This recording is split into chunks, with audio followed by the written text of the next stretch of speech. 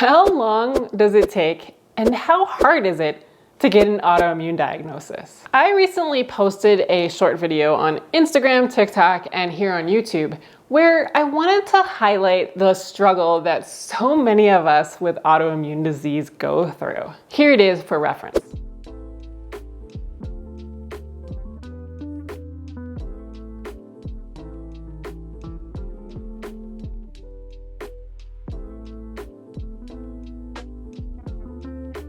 First, I want to thank you all for your well wishes. I'm actually fine, and I'm not flaring at all or anything. I just had an incredibly busy week, and I was a little bit tired from that. I thought it was a great opportunity to show that if you didn't have the tools and the knowledge that I've gathered over like the last decade, that it really could be a different, serious situation where I felt helpless, confused, and completely dismissed by my doctor. Because that had been my reality for 8 freaking years. When I first went to my regular family doctor to find out why I was so tired all the time, he ran some blood tests and diagnosed me with hypothyroidism.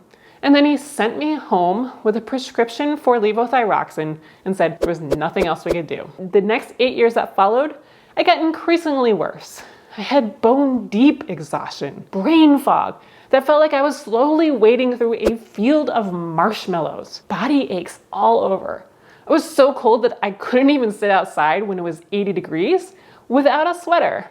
And at work, I had to wear heated gloves and a winter hat in my office when the air conditioning was on in the middle of the summer. I also had periods so heavy that I couldn't even leave the house. I had hair that was falling out faster than I could even clean it out of the shower drain, acne on my face as if I was a teenager all over again, and so many more symptoms. Yet every time I went to the doctor, he would just say, sorry, there's nothing else we can do other than adjust your medication. And even when I went to him so tired that I could barely move in the afternoons, I couldn't play with my kids, I couldn't cook dinner, I couldn't live my life, he just looked at me and said, sorry, we can't adjust your medication anymore because it'll cause osteoporosis. I also got the feeling from many of his comments that he felt like I was making up some of my symptoms or over dramatizing them. He completely dismissed me and my day-to-day symptoms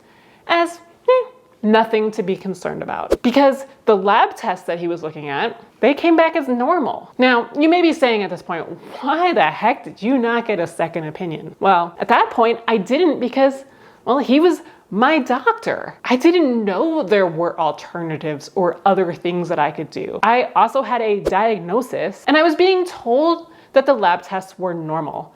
So it hadn't really crossed my mind that I should have looked outside of his opinion. And this was also around 2011 to like 2013.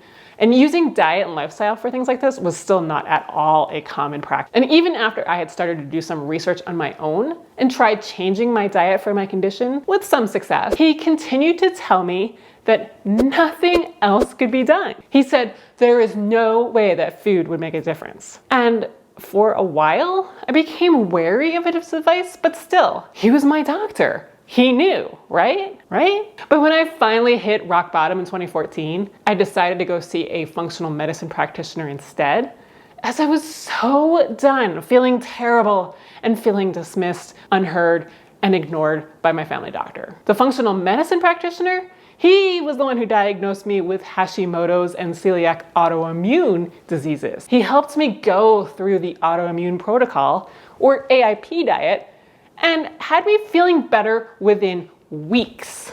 Something my other doctor hadn't been able to do in years.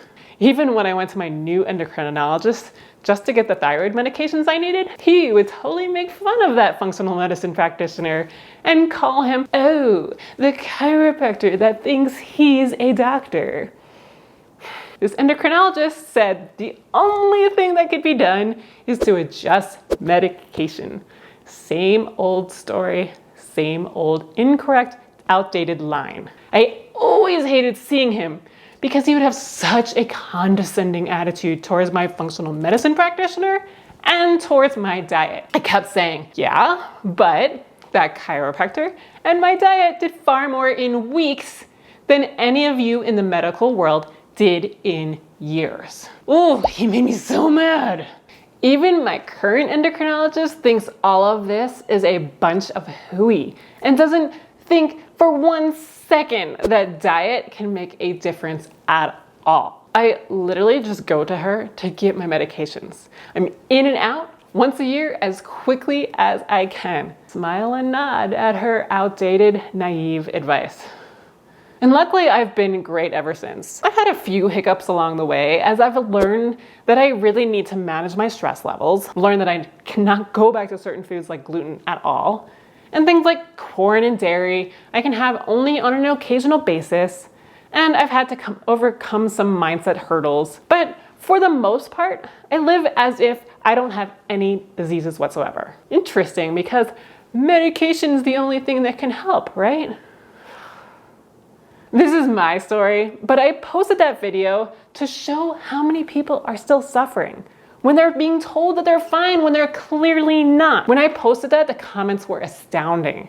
I had people say that their doctors won't do anything at all, that they'll completely dismiss them and their everyday symptoms, despite these people not being able to go to work or to live their lives. Really? I had others say that their doctors wanted to prescribe antidepressants.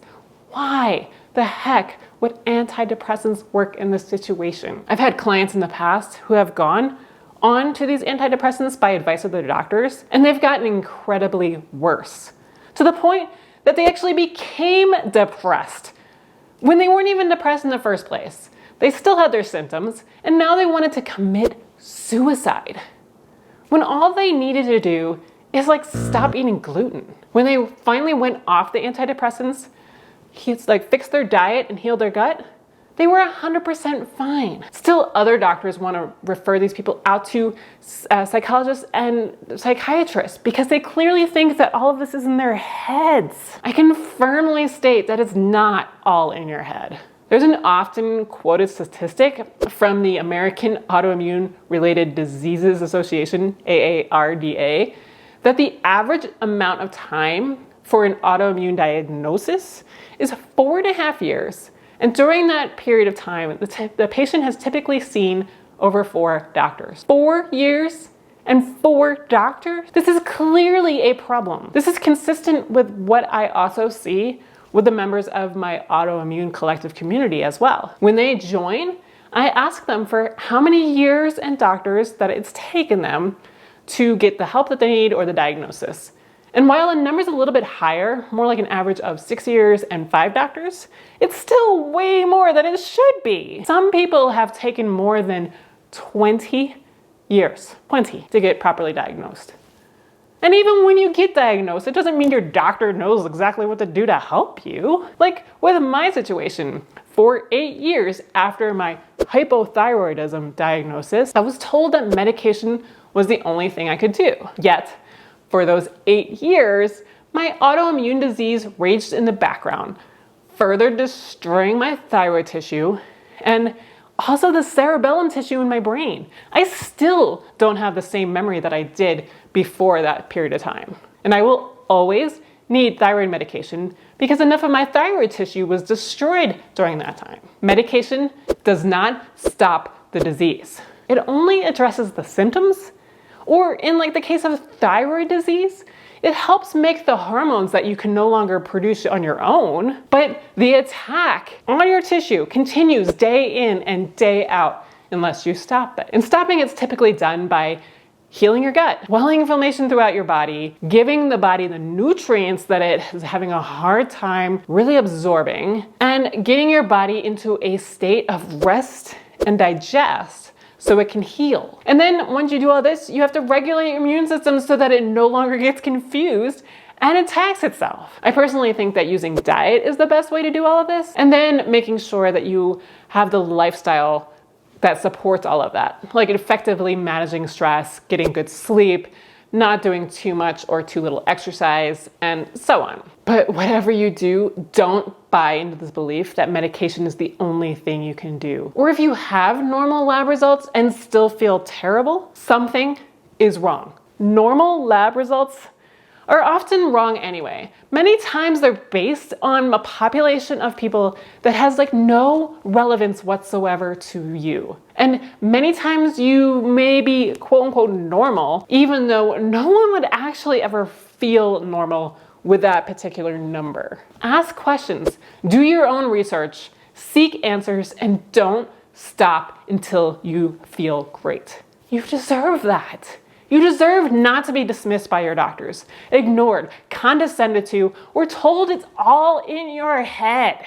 You have to live in your body 24/7. No one else does. So no one else will fight for your health like you can. But if you take nothing else from this video, don't give up. Get the diagnosis, the treatment, and the life that you deserve. If you want to try diet, come and join us in the Autoimmune Collective and we'll support the heck out of you. If you want to try other things, go for it. Just don't settle. You deserve to feel great. And if you're stuck in this in-between state of not knowing what to do, I have several resources in my autoimmune freebie library that may help. For example, I have a guide to natural autoimmune relief, which will give you a high-level overview of all the things that you can do. I have starter guides for both the AIP and paleo diets in case you want to try that route. Also with recipes and meal plans and stuff. Just a whole bunch of stuff that may really clear it up for you. Opt in for this at thrivingonpaleo.com/freebie. And then watch this video next if you want to avoid the same mistakes that I made for my Hashimoto's. We'll see you next time.